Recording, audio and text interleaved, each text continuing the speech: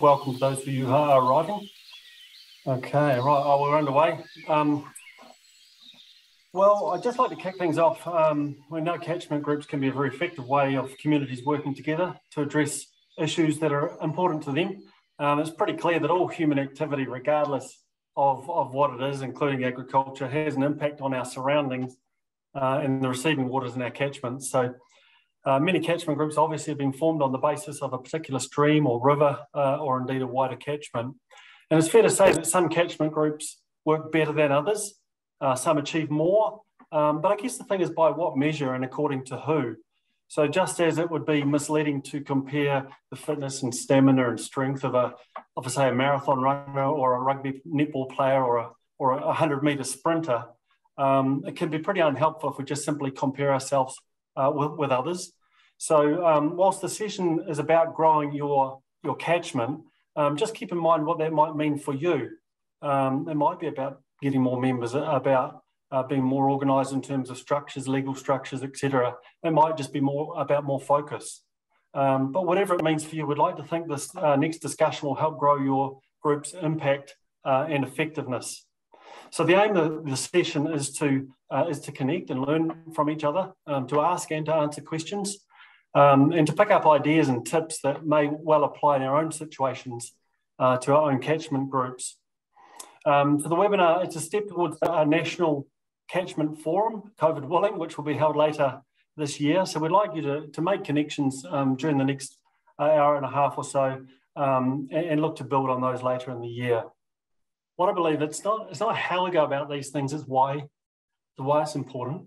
So there's a question that's just popped up about, obviously important to come up with a vision and goals and an action plan. People want to know how to just get on and get started, but I think getting on and getting started is kind of comes secondary to actually the purpose. So I'm just wondering if it would be really good to hear from each of the panelists on that, because I think it's a really important theme. And maybe perhaps Ben, is that something we kick off from you? Because your group was formed on the basis of a very defined need. What was the vision and the actions you've sort of come up with as a result of that? Yeah, so it's a really good question. And so initially, as I said in the intro, we were very much about reacting to some regulation that affected a big part of our community quite badly. And we spent a lot of time, a lot of energy in that space. And it was actually very hard work in terms of a lot of meetings, a lot of very slow grind to get anywhere. But that was the focus, and that's what really mattered to people. So that's what we were doing. We got through that and we sort of reassessed. And I think you have to keep doing that because your circumstances change, the issues in front of you. Some will be common for a long time, but some immediate ones will continue to change. And what was our real purpose going forward? And that is really just to assist our landowners deal with the large amount of regulatory change coming at them, and give them some confidence and some tools and some skills on how they can deal with that and how they can manage that. So sounds good. So I guess for a start, when the groups got together or the farmers got together, it was pretty grumpy and everyone was pretty focused in on feel like they're getting beat up on. And how did you turn that from a negative energy in a way into something forward looking and future looking? Look, I think for a start, it's very much, there was a fair bit of negativity there. It was actually some quite difficult times. But we always said that this wasn't just about arguing about rules. There needed to be credibility. We needed to be doing the right things, and we needed to be able to demonstrate what farmers were doing in that space. So that's where it came from. And it's about taking that positive and then sort of running with it. How can we expand that and how can we do more with it? So that's where we've moved to. We still have a bit of a function in the regulatory side, but we're dominated now by just assisting people on the ground, and that's a really positive place to be. You achieve a lot more, a lot quicker in real terms by actions on the ground than you ever do sitting around the table in a meeting room, even though it is an essential part of the job. But Yeah. Very good point. There has been a pretty direct question asked about the success or interacting with MPI around funding, and just wondered if any of the panelists would like to perhaps contribute to that discussion with any experiences they've got. Just sort of a few high level ones if you can. I'm happy to answer that if you want. Barbara, we'll start with you. Yeah, thanks. Yeah, no, I mean, it's really interesting to hear what everybody else is saying, because, you know, initially for Te Huarere, we had to take it right back to what did the people want. And it came down, as I mentioned, the elections in 2019. And a lot of the complaints that we heard from the landowners and the residents were based around sedimentation and degradation of the waterways. And obviously, you know, you've got the two freshwater improvement funds that have come through, and MPI and Ministry for the Environment have been very, very proactive in the Marlborough area in terms of, I mentioned, you know, 7.5 million was being given across the top of the south, but we had to apply for that. We had to be very specific about what we wanted to do. So we knew, going back to Elliot's thing about, you know, what do people want? We knew that there were a broad range of things that people wanted, but we were enabled through MFE and MPI to have an ability to engage Morpham. And Morpham came down, and they're an environmental sort of engagement group. They came down into the entire catchment area and held nighttime meetings, so that, you know, if the farmers were milking during the day or calving or whatever, that they could generally get to those meetings. And rather than do surveys, we had face-to-face meetings, and there were thousands and thousands of little sticky notes put on walls saying, what was the catchment like when you first came here? Were you a child when you grew, you know, did you grow up in this catchment? Have you noticed changes?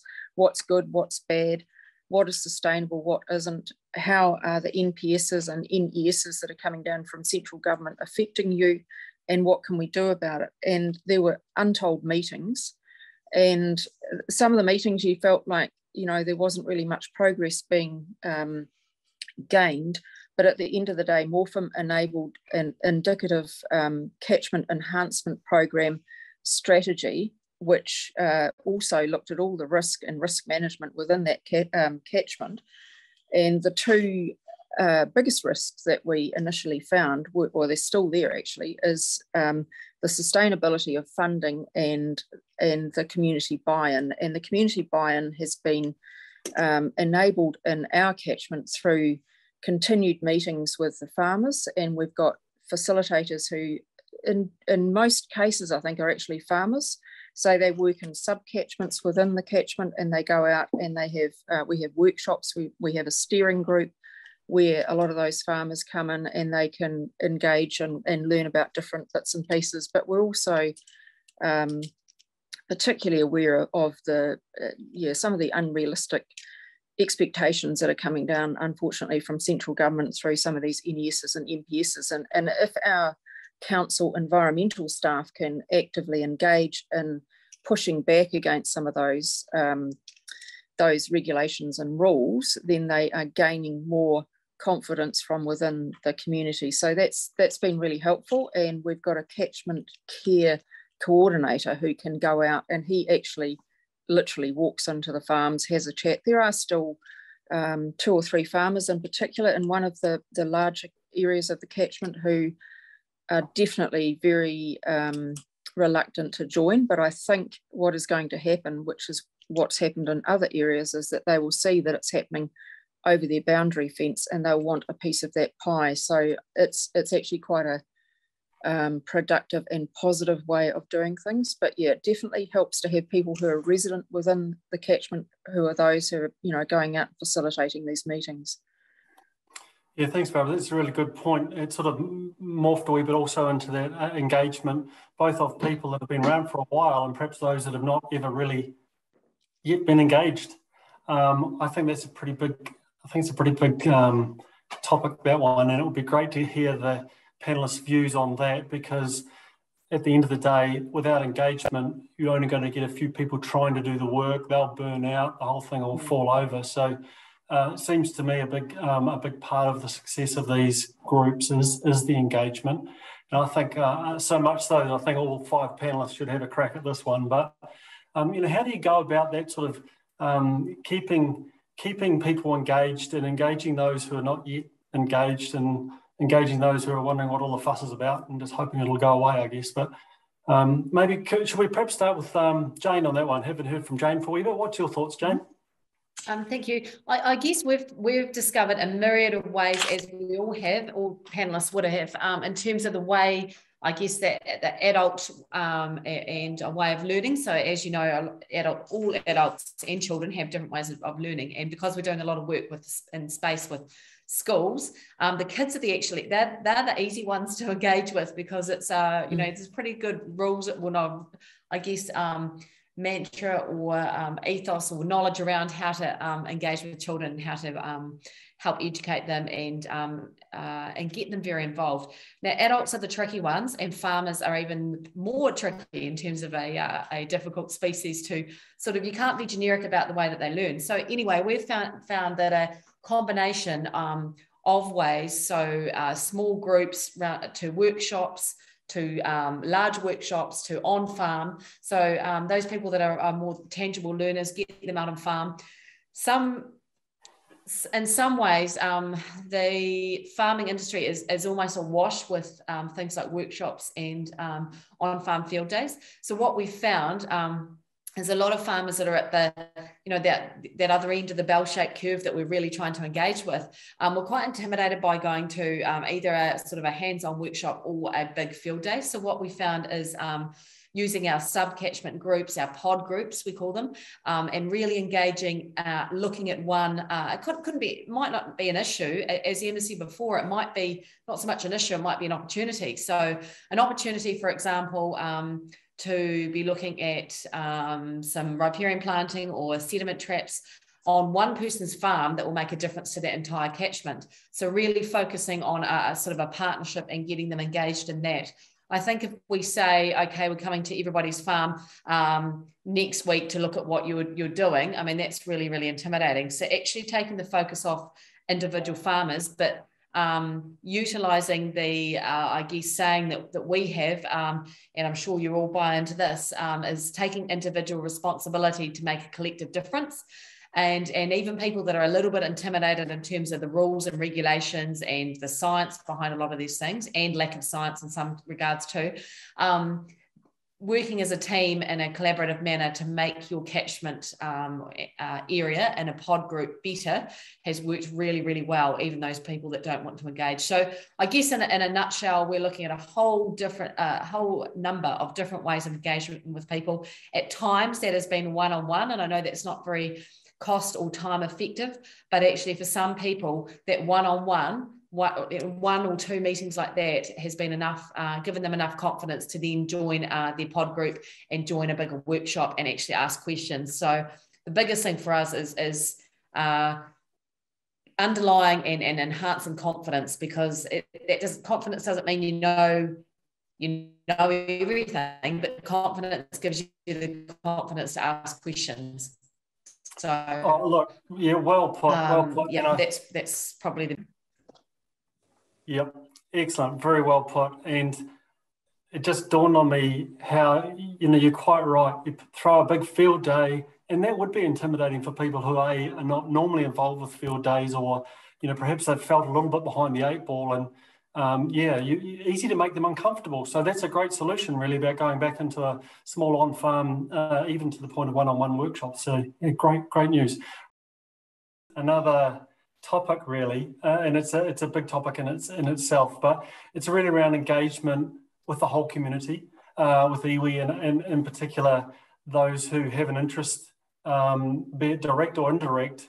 Just wondering, really interested in seeing how we go about that. I know our friends in the North Island have really got some good ideas on it, and this morning the webinar covered some of that, so we could learn a lot from them, but really interested in what the panelists' approach to that may be. And perhaps Elliot, is maybe something you can kick us off with? So are you asking about engaging the community now rather than the big organisations?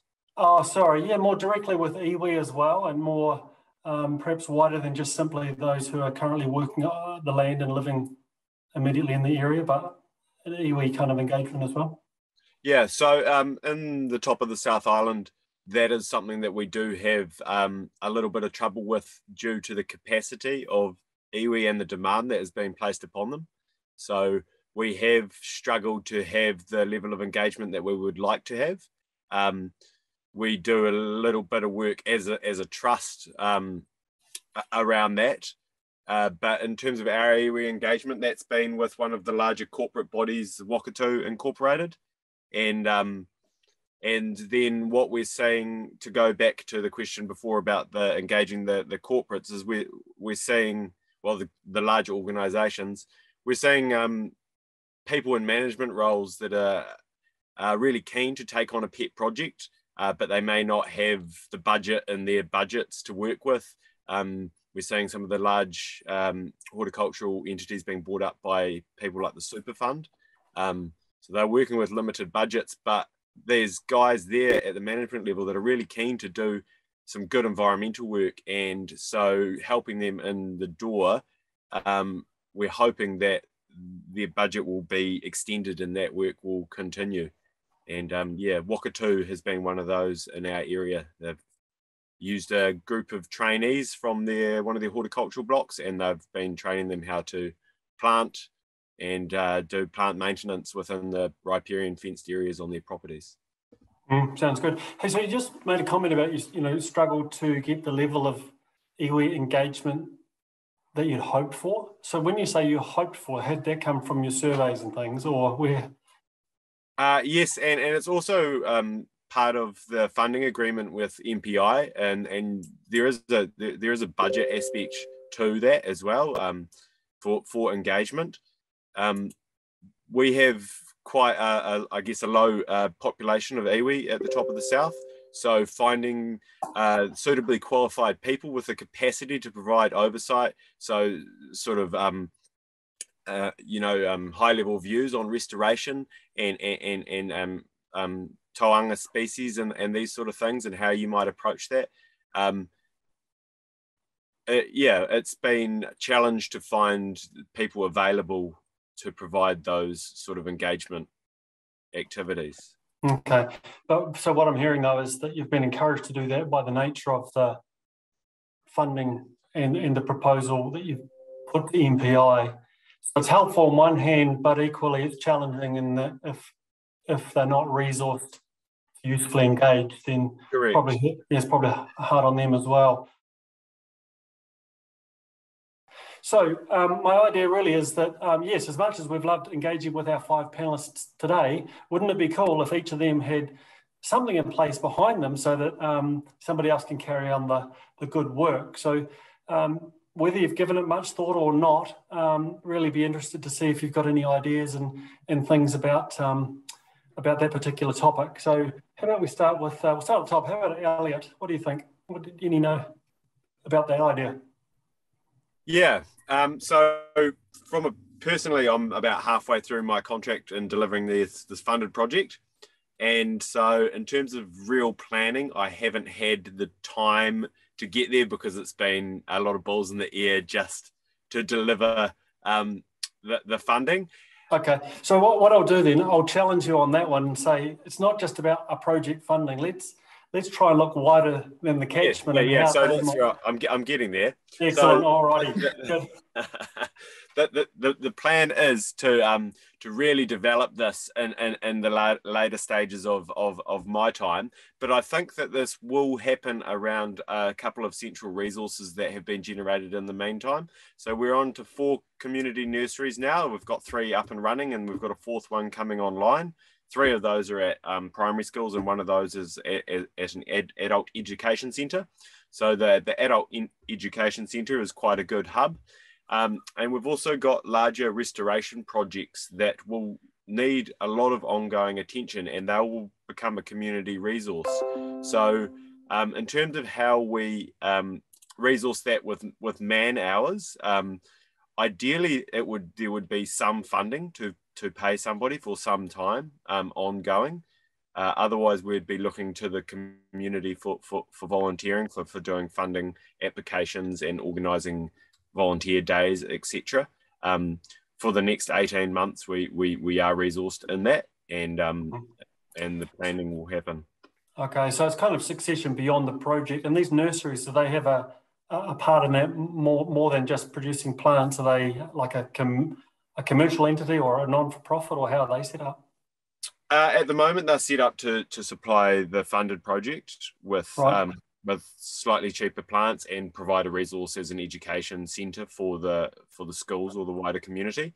But they need to have a long life plan in order to maintain them, to ensure that they have a place for their plants to go every year, and they have income to cover their costs, and knowledge, hopefully, that's being built and staying within those spaces around plant propagation.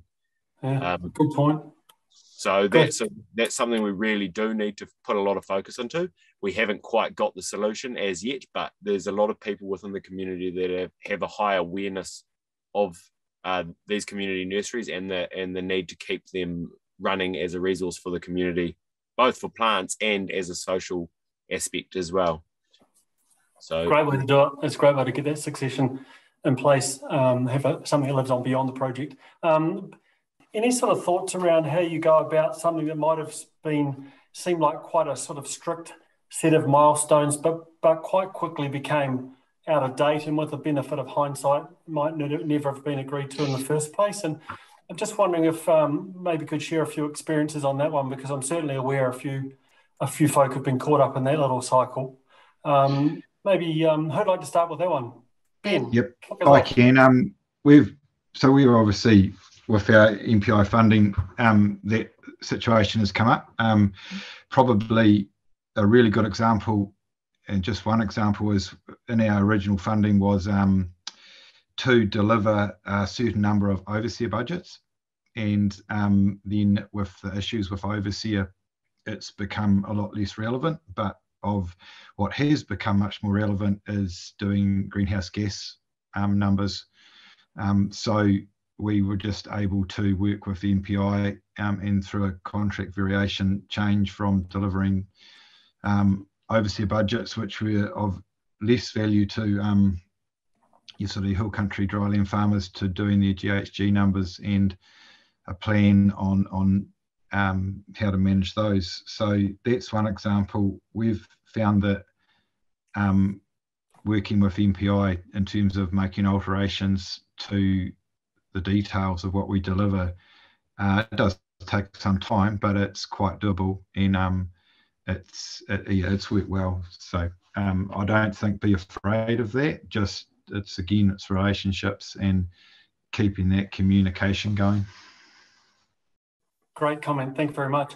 I'm sort of thinking now, just in terms of time, there's still a few topics that we could cover, but I'd like to give now the opportunity to the panelists, maybe each just to come up with something that you'd like to share with the others, something that perhaps hasn't been asked yet, or one of your own little, key things that you learned or battle scars you earned in the roles that you've got with your particular catchment. So, Barbara, you're mainly on my screen at the moment. Well, perhaps we'll start with you. Anything you'd like to perhaps add to that? Yeah, well, just something that occurred to me is a project that we've just been doing recently is around the branding of our group, our catchment group. And that's been a really interesting process, because that's brought together all of the people within not only the governance group, but the steering group. And it was interesting seeing actually Elliot's branding with the logo with the feather and the Maori art entwined. And we've got something actually relatively similar to that. So it was kind of interesting to see that. So branding is important so that people within the community, not just the catchment, but within the wider community, can start to recognise that and understand that,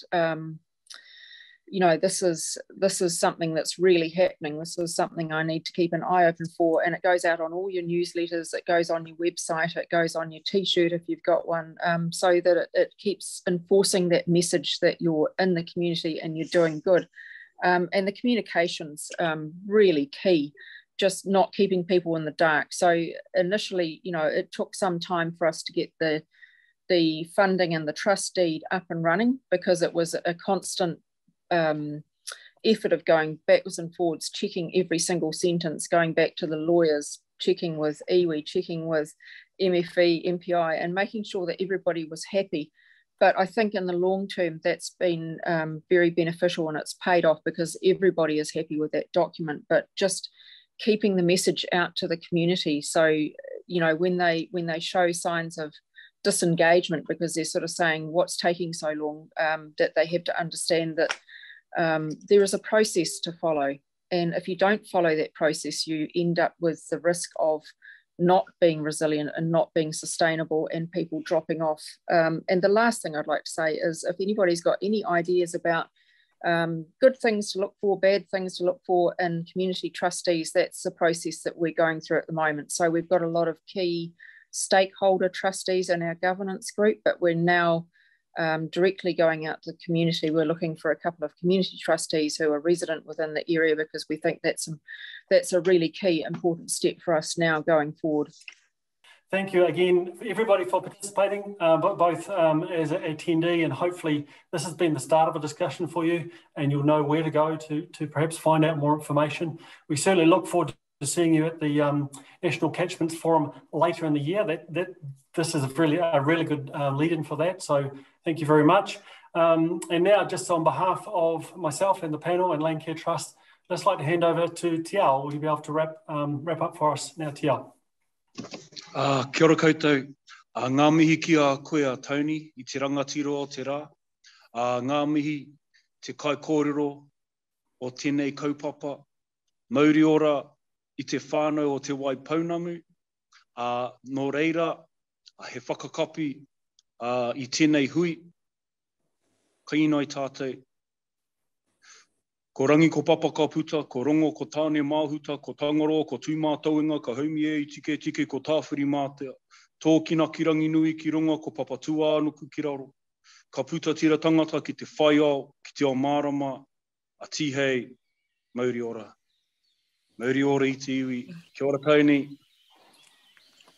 Lovely, thank you very much, and thank you to the panel, and thank you very much to those of you at home. Thanks everyone.